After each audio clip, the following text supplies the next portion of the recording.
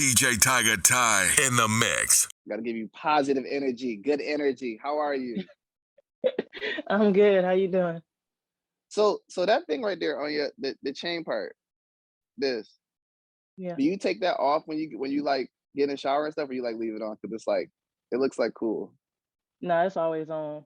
The only time I take it out is to wash my face. Did it? So it's from your ear to your nose. Mm-hmm. So is it more like a fashion statement? Is it like a spiritual thing? Like what does it stand for? I just wanted a third piercing. Ain't no reason behind it. Okay. I like to ask those questions. Everybody has different reasons why they do certain things. So Oh yeah. you know? Okay. With me, I just got piercings because I'm too much of a punk to get tattoos. You feel me? I ain't trying to sit through that. Yeah. You don't have no tattoos? I don't do that. Wow. I take it you have tattoos. Of course. I figured. Okay, well, I couldn't sit through it, but I applaud you. Okay. Oh man, that's like when people like, yo, you smoke? And I'd be like, nah. They'd be like, you don't smoke? Nah. You drink? Nah. For I don't real? do none of that. Yeah, I'm clean.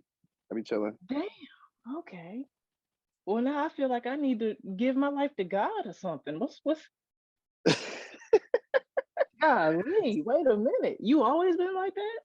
Nah, I mean, for me, I've been in the clubs since I was about 12, 13. So I've seen a lot of people's parents grow up, and I've seen people go from smoking weed to being addicted to drugs. I've seen people go from having a bad day to having a drink and then making it worse. So I was like, I don't want no parts of that, because people change once these substances get into their system. Even music, like me being a DJ, I'm able to manipulate people's time and their emotions just off of playing a specific song. Like I could have somebody think like, damn, I was 16 years old when Walk It Out, DJ Unk came out, and I in there like dancing and shit. But then it's like, it just takes them back to a time where they just felt good. You know what I mean? So Hell yeah. I just think about that when I do things. Yeah. So let's talk about you though. Let's talk about you. So how did you get your stage name? First off. Pretty Gurl Beatz. Pretty Girl came from my mom. She always called me Pretty Girl or Pookie, so I just added Beats at the end. It ain't really no deep thing behind it. I just stole what she gave me. Okay. All right. And where are you from? Because I hear a little accent. North Carolina. North Carolina. From the South, the country. You ain't gonna know it if I tell you. Nah, you got to tell me it. Kernersville. Cartersville? Yeah, it's close to Winston-Salem. How far is that from Raleigh? About an hour. Oh, okay. Yeah. So, being from the South, do you feel like I want to get not political, but more like on the reality world of life? Like, do you feel like racism is still like a big, heavy thing going on out there, like how it was back in the day? Like more Definitely. like. Oh,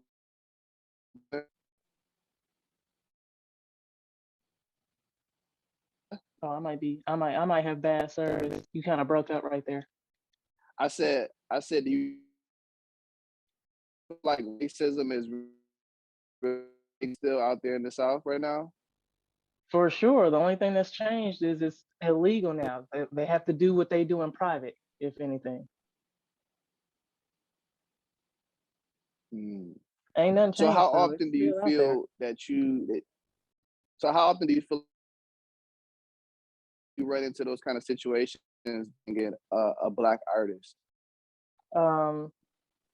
When it comes to musically, I don't feel I run into racism because I'm not a very social person, so I'm not in those spaces to experience racism. I have certain instances where I've experienced it, growing up, being watched in the store or being pulled out because I'm suspected of, stealing, being handcuffed and all that. But musically, I haven't experienced it yet.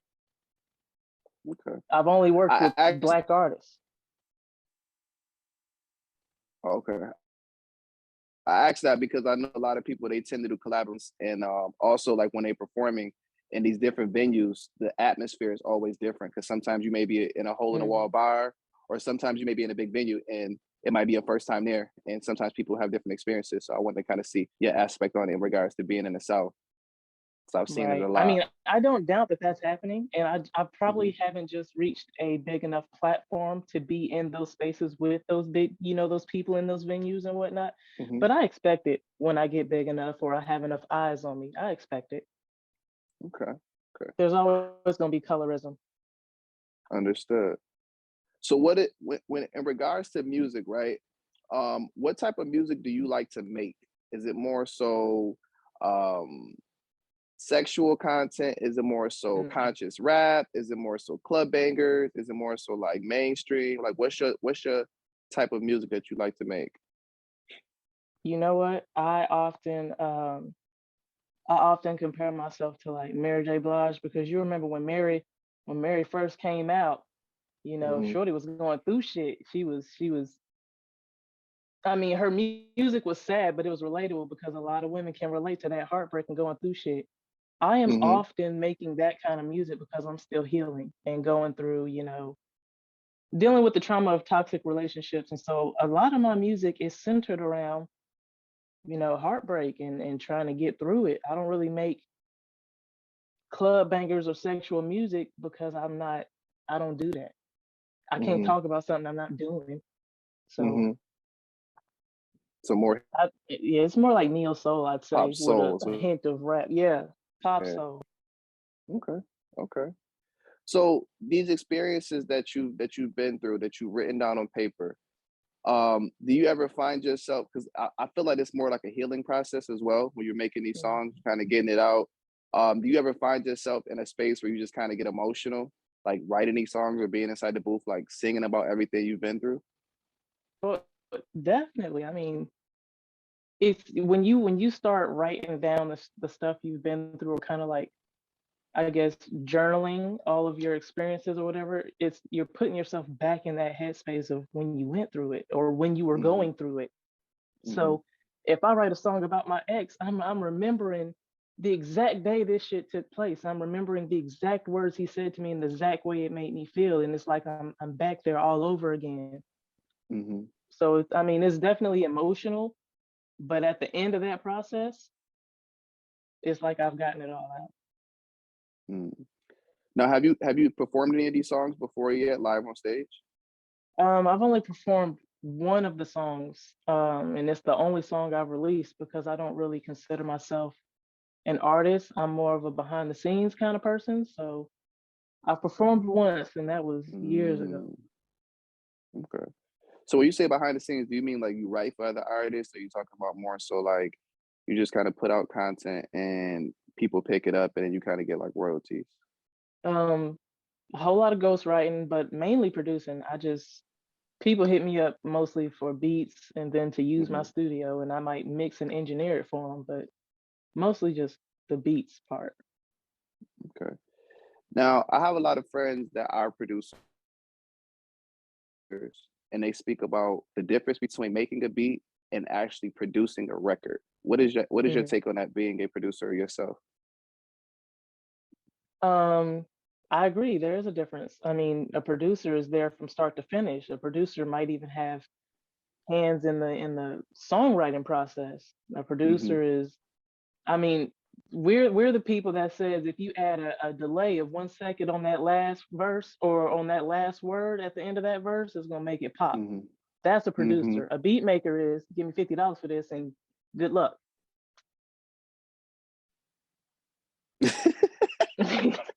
Right, that's fair. So when it comes down to your side of the production side of things, what inspired you to get into that side of the business, and like who were the people that kind of like helped you, I guess you say, learn your skill sets, or was it more so just like you learned on your own? So I started off as a rapper, and I might have started rapping at around 7 or whatever. And when I hit around 15-ish, I've been in touch with enough people to know I don't want to be an artist, mainly because I see the way female artists need to be promoted in order to pop. I can't be that kind of girl. I'm just not. I'm Christian, raised in a very religious household. I can't be marketed that way. So I said, all right, I'm gonna learn how to make beats. And then it's just I actually got good at it, and people started paying me to make beats. And I started, meeting artists that were, bigger than me and could help get my name out there. And I decided, you know what, this is a good space for me. I could songwrite for the clubs and all that, but I can't be the one singing those lyrics. So that's kind of what pushed me into ghostwriting producer box. Okay. So what are some artists that you would say that you worked with that you feel are credible inside of your eyes that you made beats for? You had some type of stamp on their career, so to speak? To be honest, I don't think I've had a stamp. I haven't gotten to that point yet. I'll just say I've been able to work with certain people that I once looked up to, like Mace and Rocco and Soulja Boy, Slice 9. And Slice 9 wasn't around for a long time, but when he first came out, he was big in ATL, you know what I'm saying? So those four people, so far, I guess you could say are my, name drops or my celebrity list or whatever, but I don't think I've been able to make a stamp on someone's career yet. I haven't gotten there. I feel like you have. If you can say you worked for those people, you had some sort of stamp in their career, even if it's something small. I feel like it is. So you gotta give yourself credit. Let me give you your flowers now. You're right. Let me pat myself on the back. God damn it. You right. Give me all that. So I went through your social media, right, and I seen some of these videos of you taking, the earpiece and going off of the beat that was made, and just kind of flowing on it. How do you decide on what videos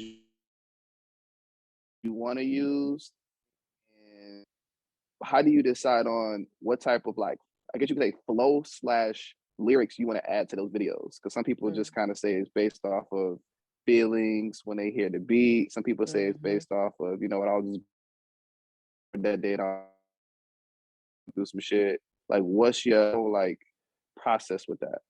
I mean, it really is based off feelings. It's about if that beat catches me, because I'm a producer, when it comes to songs and all that, the only thing I'm listening for is beats. I can listen to a 𝙏𝙏𝙜𝙜 song and not hear a word he's saying because that beat is popping. So if the beat catches me, I'll rap on it, and depending on if it's one of those club type beats or whatever, like I know I got one of my videos on Instagram where I think it was Baby Tate or something like that. And the beat was dope, but I noticed what she was talking about. So it also depends on, the content of the song. Like if they want you to, if I'm expected to rap about a certain topic, that's going to determine whether or not I do the video or not. Okay. Now, a little bit about female artists and why you didn't want to be a female artist based off of how they have to get promoted to kind of pop in their career. Yeah. What would you say is some of the challenges that you face as a female producer?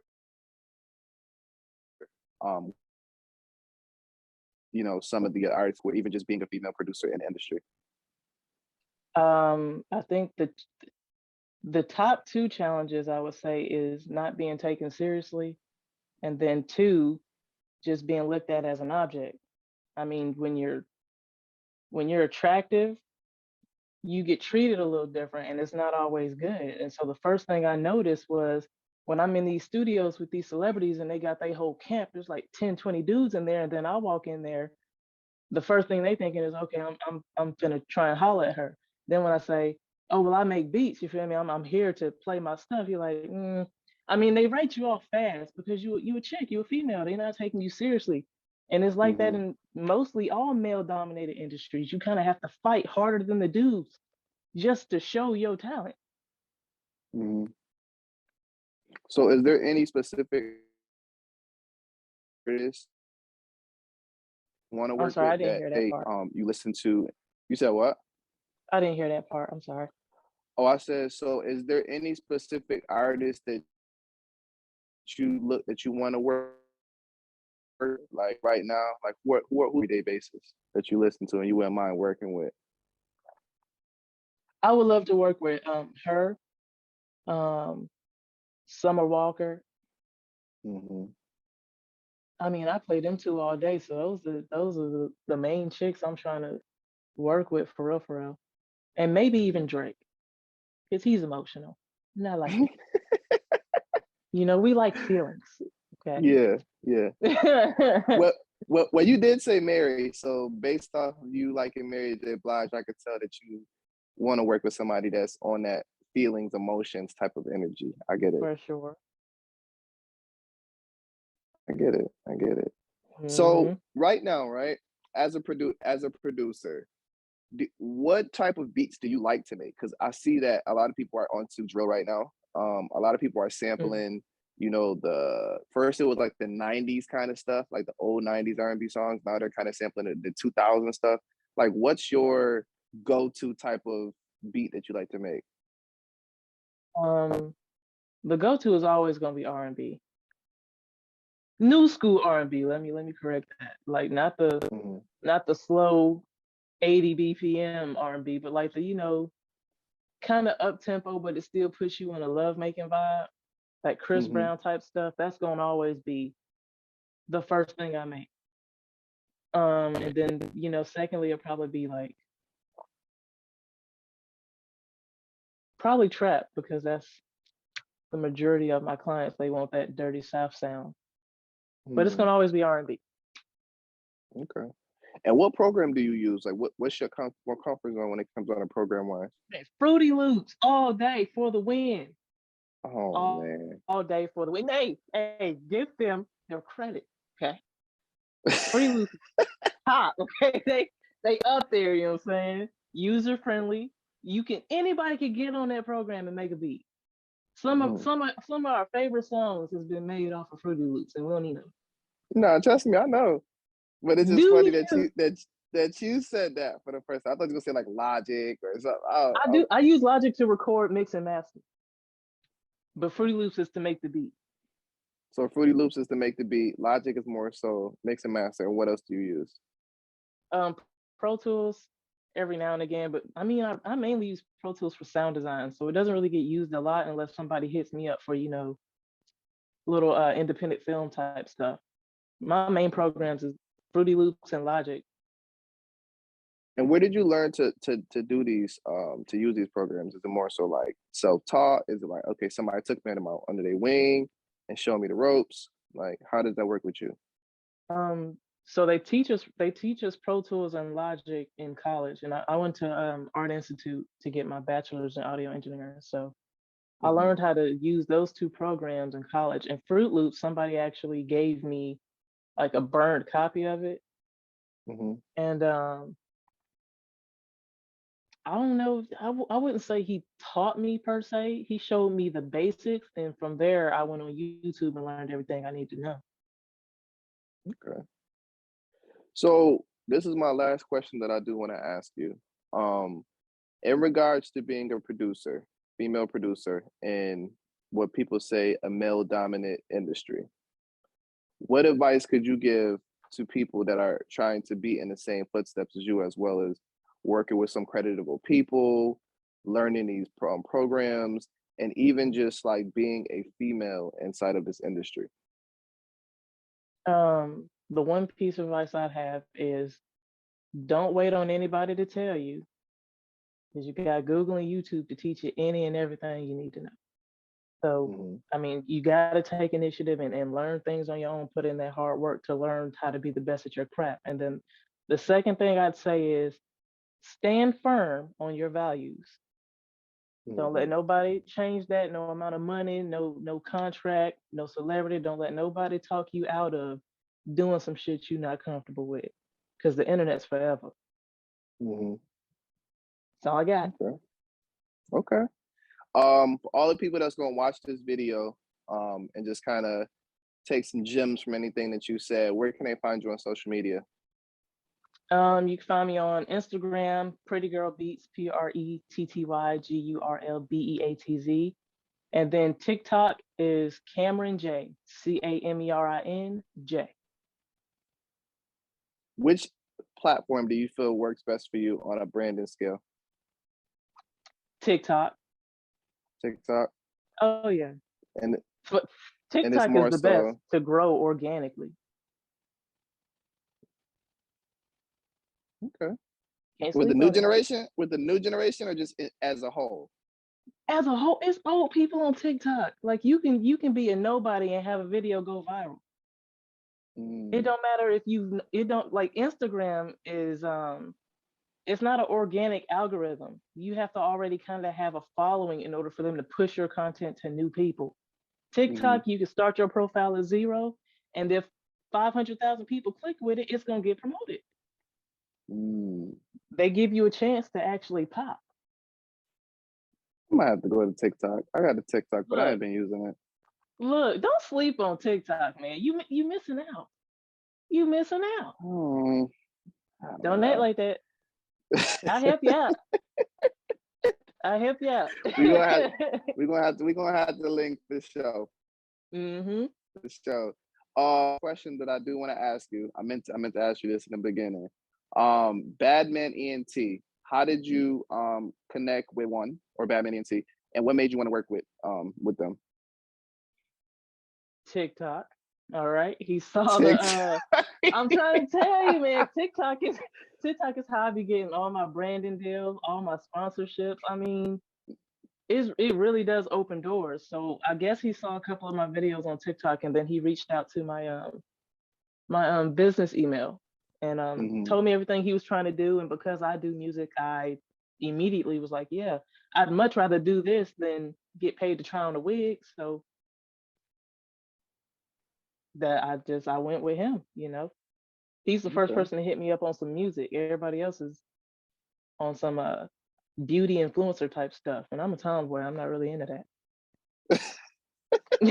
I'm not.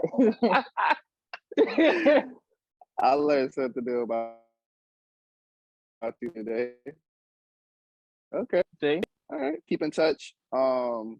Anything that you need from me, make sure you don't hesitate to hit me. Social media, Instagram, through one or Badman ENT. I know him as one. So I don't think I know him as. Jay. Okay. Jay. Yeah, That that's is it. government. I'm not gonna call him one. How that sound? I won't call him that. I get it. Jay sounds But like a listen, I real. definitely appreciate your time for sure. You hear me? Hey, I want to thank you for taking time out to even, just link up with me, ask me all these questions, and I appreciate it. Make And sure I you give me followed you. yourself credit.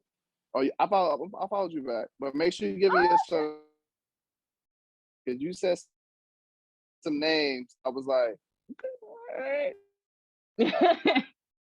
Yeah, I think that's one thing I need to get better at is giving myself credit I'm for. serious. Yeah, you right. All right. Listen, I appreciate you. Keep in touch. For sure. I appreciate you too, man. DJ Tygga Ty in the mix.